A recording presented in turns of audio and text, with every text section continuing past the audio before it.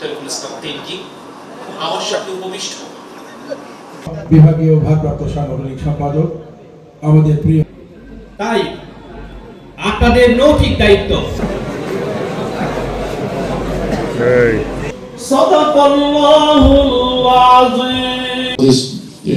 আপনার নোবেল প্রাপ্ত আপনার পাশার একটা আছে বার্মাতে নোবেল প্রাপ্ত আজকে দেখেন নন্দিত আজকে কোনভাবে বার্মাতে নিন্দিত। আমি আশা করব আপনি নন্দিত হয়ে বিদায় নেন, নিন্দিত হয়ে বিদায় নিয়েন না। আপনি জনগণের অধিকার জনগণের হাতে ফিরিয়ে দেন। আপনার তো কয়েকদিন কোর্টে গেছেন, আমরা প্রতিবাদ করছি। আমরা 17 ঘোড়ার ঘাস কাটছি যে এখন আমাকে যেখানে আমাদের যেতে হয়। কেন যেতে হয় আমাদেরকে কোর্ট কাছারিতে? কি কারণে?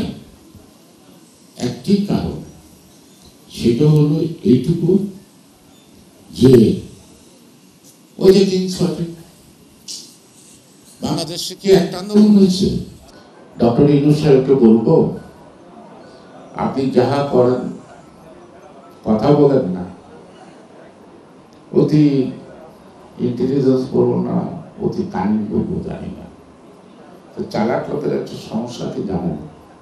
চালাক লোক সবসময় মনে করে আমার চালাকি বোঝে না। তো সবাই যখন চালাকি বোঝে ও সেটা বোঝে না। আমি প্রধান উপদেষ্টাকে বলবো, আপনার চালাকি সবাই বোঝে, আপনি বুঝতেছেন। সবাই বোঝে। আপনাদের পক্ষে হাসিনাকে তাড়ানো সম্ভব ছিল না। আমরা যদি ছদ্মবেশে আমার যুবক, আমার স্বেচ্ছাসেবক, আমার ছাত্রদল যদি না ঢুকত, আর অভিভাবকের বেশে এই ছাত্রদেরকে রক্ষা করার জন্য অভিভাবক হয়ে যারা রাস্তায় নামলো, সেই জনতা অনজনতা না, সেই জনতা রাজনৈতিক সচেতন জনতা। আমরা তো আপনাদের কাছে মূল্য পেতে পারি না।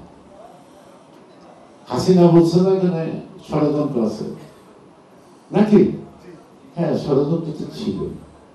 ধর্ম, সত্য, ন্যায়, নিষ্ঠা, গণতন্ত্র প্রতিষ্ঠা যাহা কিছু করা হয় সেটা গণতন্ত্রের অংশ, সেটা ধর্মের অংশ, সেটা ষড়যন্ত্র না।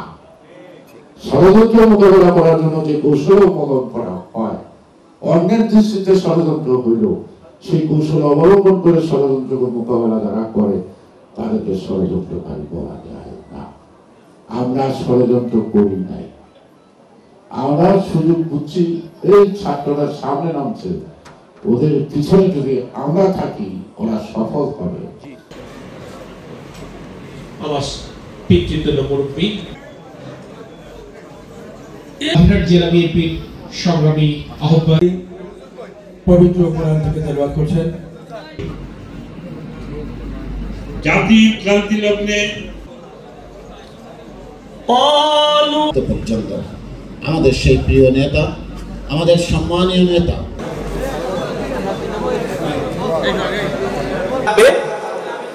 বিএনপি দুর্বল হলে বাংলাদেশ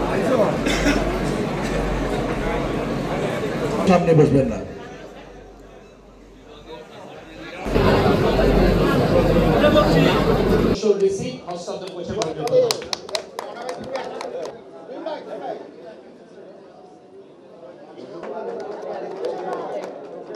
দুর্ভিক্ষ হলো কেন?